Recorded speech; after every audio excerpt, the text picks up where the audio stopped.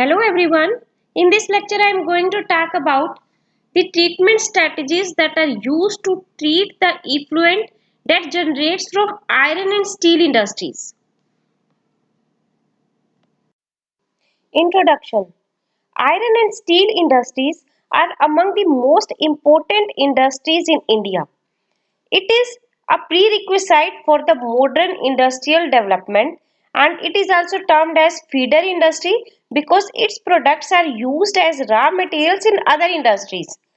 Besides that, large amount of steel and iron are utilized for constructing bridges, railway tracks, ships, vehicles, machines, and equipments that are used in the power plants, airports, and all that. So these are the different reasons where the iron and steel constructed things are required.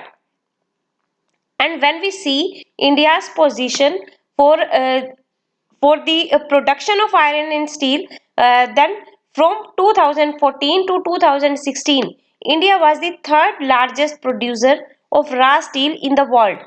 And in 2019, India became the second largest steel producer in the world after China and largest producer of iron in the world.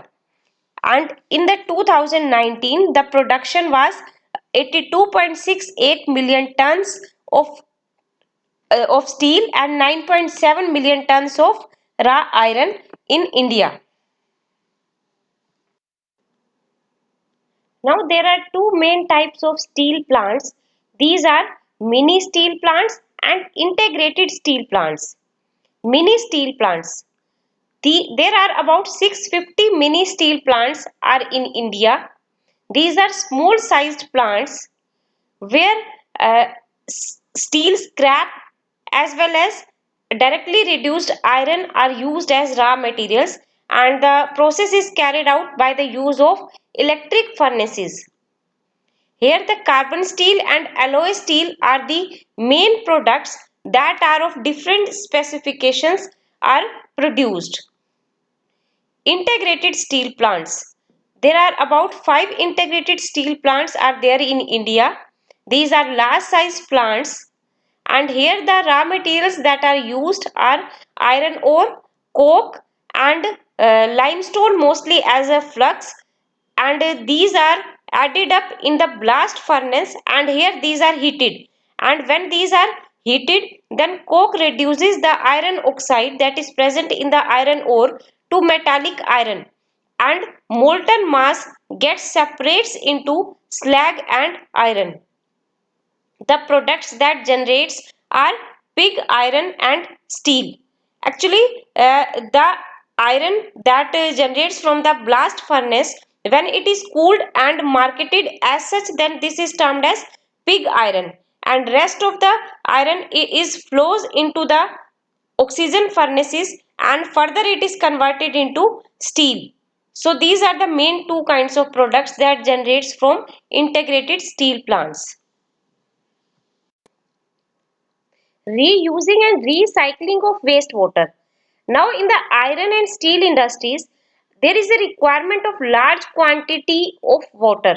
Large quantity of water is used here for different purposes, for carry out different production processes, and also most of the water is used for the cooling purpose.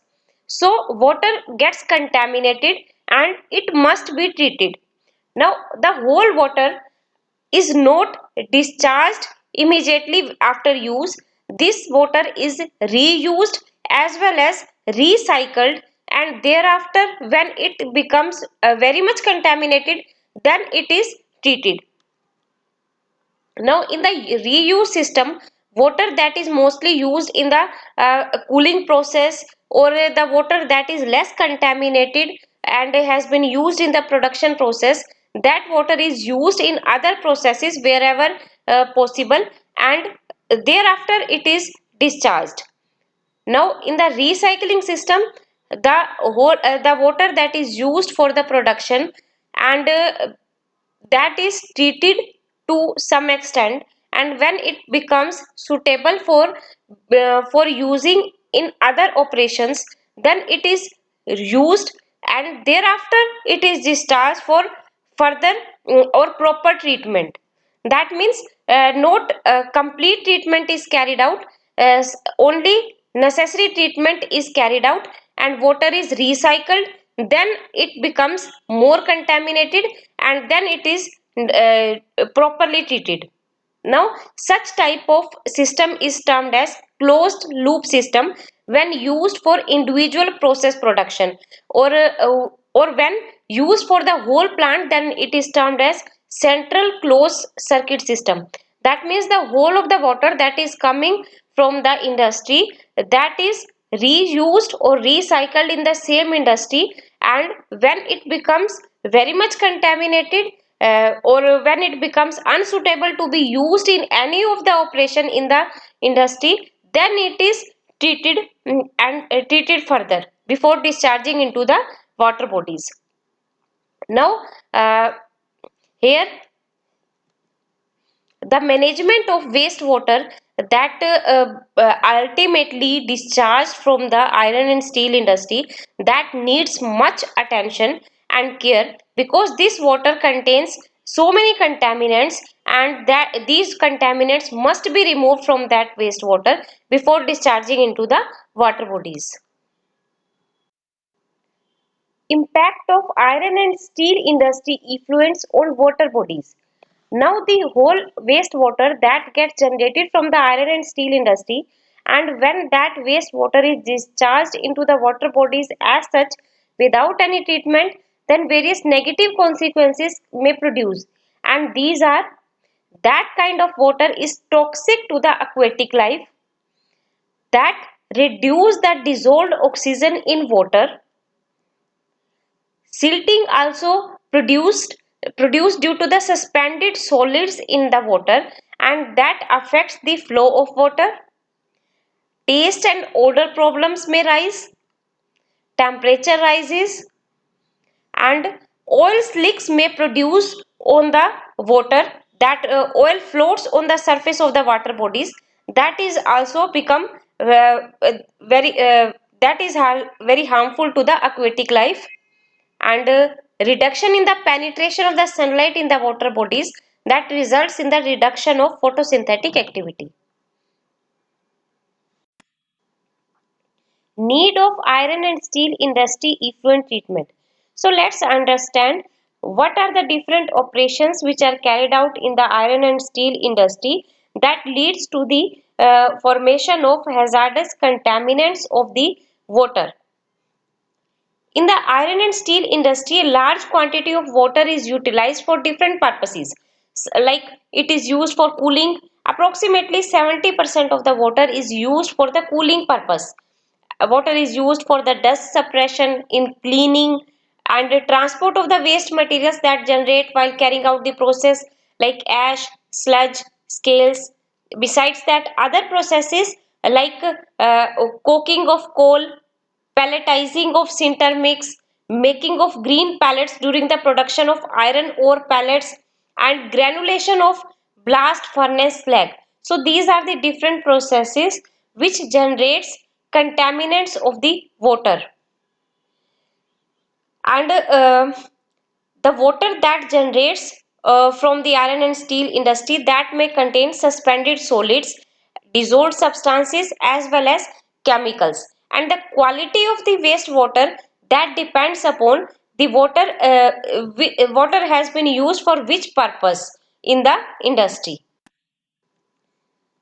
In the integrated steel plants, coke ovens consume much of the water, and therefore effluent production from these is of much large quantity. And next to the coke ovens, there are tar and liquor plants which handle the water between coke oven, battery, and byproduct recovery section. And here also the effluent that generates, that is in large quantity. And the wastewater that generates, it contains iron oxide, coke particles, oxide scales, oil, grease, and when such kind of water gets discharged into the water bodies, it can contaminate the water bodies, and it may also produce blockage in the whole plant. so it must be treated.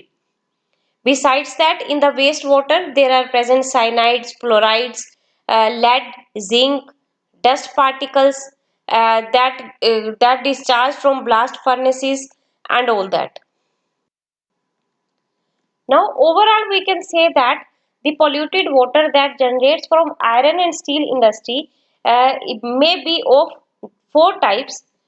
First one is the water that can cause thermal pollution because most of the water is used in iron and steel industry for the cooling purpose, and that water becomes hot, and when that hot water is discharged into the water bodies, it causes the thermal pollution of the water. Next is that water contains suspended matter, and along with that suspended matter oil and tar also present. Toxic substances like phenol, cyanides, heavy metals like zinc, lead, these all are also present in the effluent. Waste acids, solutions and rinse water that generates from the finishing processes is of very much hazardous in nature and may contaminate the water bodies if discharged into the water bodies without any treatment. So these four kinds of main pollution arises due to the discharge of effluent from the iron and steel industry. Now this is the figure that is showing the various operations that are carried out in iron and steel industry, and what are the pollutants that generates from these different operations.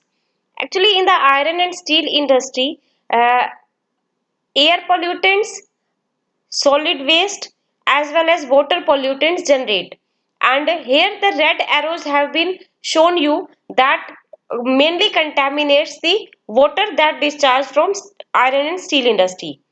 Now in that industry there are three main raw materials are used like limestone, coal and iron ore, and in the process of coking process where coke is generated from coal. In that process, suspended solids, cyanides, ammonia, phenol, these all generates that shown in the first arrow, and these all contaminate the water. Besides that, in the crushing process, where sintered iron ore, lime and coke. These all three products are crushed, and when these crushed, the particulates that generates that also contaminates the water. Besides that, in the steel making, particulates, heavy metals like zinc, carbon oxides, nitrogen oxides, sulfur oxides, hydrocarbons, these all generates which contaminate mainly the water. And in the crushing process, that is where steel furnace slag generates that also contaminates the water. Besides that, in the casting process, oils and suspended solids generate which contaminate the water. And in the last जो processes है and in these last processes finishing steps are carried out, and here the rolling process generates sludge, oily waste and all that. These all pollutants ultimately generates the very contaminated effluent from the iron and steel industries. Now treatment stages for wastewater.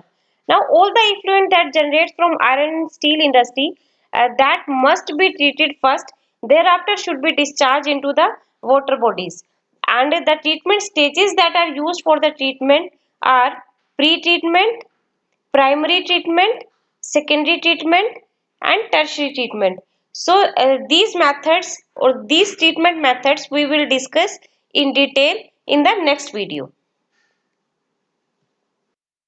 Now the references for this presentation are these. Thank you.